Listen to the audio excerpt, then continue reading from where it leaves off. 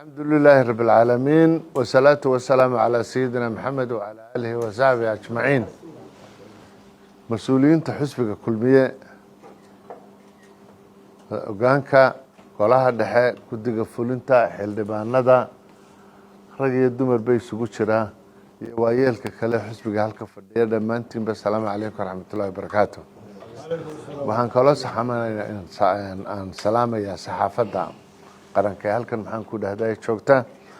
maanta hadalkan aan halkan ka jeedinaya wuxuu ku saabsan yahay sidii aynu la soconay in mudaaba xoga arrimaha mas'uuliyiin xisbiga kulmiye ka tirsan dhexdooda ka socda ayaa jiray arintaas waxay ku dambeysay in dacwad loo gudbiyay komishanka وحل ساران ديوان قلنتا أورورهدا يحسبية دقانق دعوة داس وحا سوقري مسؤول هراء حسبيقن كتر سنان شري مرناها قدوميها قولها الدحية حسبيقا أيام حانكو دهداي قدبيي وحانا وكو أشكتين يا مركا أنيقا أيه قف أهان يا أشكتين يا محمد كاين dacwadaasi waxay ku saabsanayd go'aan hore xisbiga ka soo baxay oo xilkiina ka marna ka joojiyay xilkii uu hayay ee golaha dhexe markii dambena uu laga saaray xisbiga guud ahaanba ayuu leeyahay igama saari karo xisbigana igama saari karo xilkana igama qaadi karo taasoo aniga igu ashkateeyay طبعا اللي قرن كانوا كمدنا هاي حرر إياه شروعنا قرن كله هاي قرن كمرك أنا جو دعوة ليسوا قد بينا اللي ما أشكتين كراي يلا ما قبسان كرايو بدنا ده كمان دودنا أنا بنا ما هنقول هذا دعوة دي من كشيء دي سومالي دعوكم ما ده هدي شاركة قال لقوا قبصة ولا قربحان أرنتاس عدة قادسي u igmanayd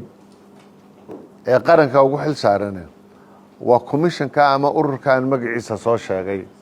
ee la yiraahdo komishanka guddiga xusbiyada iyo ururada siyaasadeed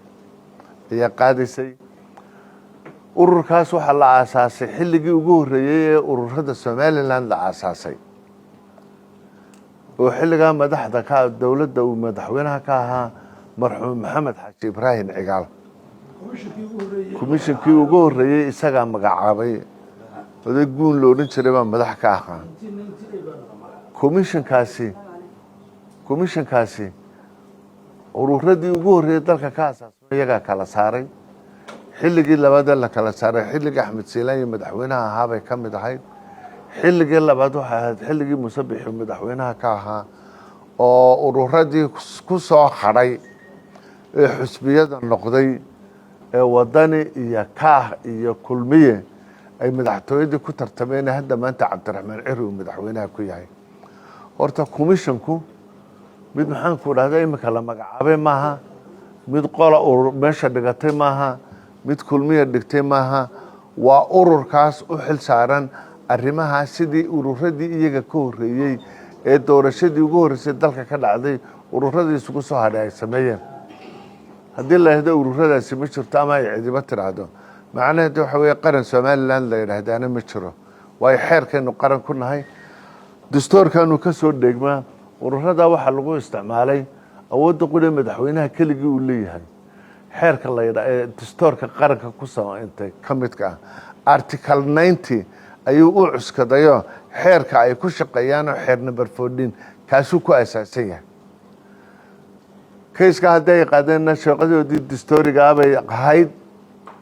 go'aanka imika gaadheena waa go'aanka ay xaq u leeyihiin inay xeerka ku shaqeeyaan oo ay go'aanka gaadheena waa inta ay qaranka u hayaan way ku mahadsan yihiin shaqo gooniye iyo wax gaar oo inaka inoo qabanayeenna waxaan ku dhahday ma jiraan haddii ay xeerka qaadeen oo labadii looyaradii ay wada dacwoodeen qaraarkii ay soo saareen waxa uu noqday qodobkii la isku hayay aan markii hore sheegay anigu haddaan gudoomiyihii hore golaha dhaxahay xusbigana igama saari karo xilkii golaha dhexena igama qaadi karo anigu oo dee markaa qof ahaan maxamed kaahinihi xeeran anigu iska leeyo jeebabka ku sitaa ma jirtay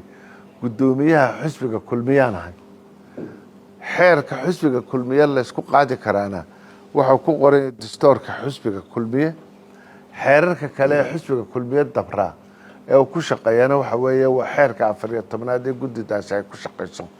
labadaa qodob baa laysla eegay looyaradu ay ka doodeen waxa ay ku dhammaatay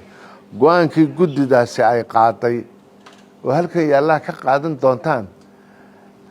haddii aad tahay ninkaa odayga ah xusbigii aad ka tirsanayd xeerarkiisa qodobada noocaa iyo noocaa iyo noocaasihi waxaa ku caddaaday inaad ku xadgudubtay xusbiga qaranka xusbiga xeerkiisii sidaas laasigeedna ay waajib tahay qodobadii lagugu qaaday in xusbigana lagaa saaro xilkana lagaa qaado halka ay ku dhammaatay maxaan ku dhahday waa halkaa haddii ay ku dhammaatay dee iminka dacwaddii hore laysu haystay way dhammaatay taasay ku dhammaatay haddaynu ninku markaa xusbiga kulmiye nahay xeerarkiisa kala duwan waxa waajibka ahe inoo yaalla waxa weeye waa kow inaynu qarannimada qaranka somalilandna ilaalino aynu 14 sannadood xusbulxaakimka ka ahayn dalka nabadgelyadiisana aynu ilaalino inakuna xusbinimadeenna aynu ilaashano dad isku xusbiya qabyaaladeennu waa kulmiye jacaylkeennu waa kulmiye waxiisu sheegeennu waa kulmiye qaranka halkaynu ka ilaalinaynaana maxaan ku dhahday waa kulmiye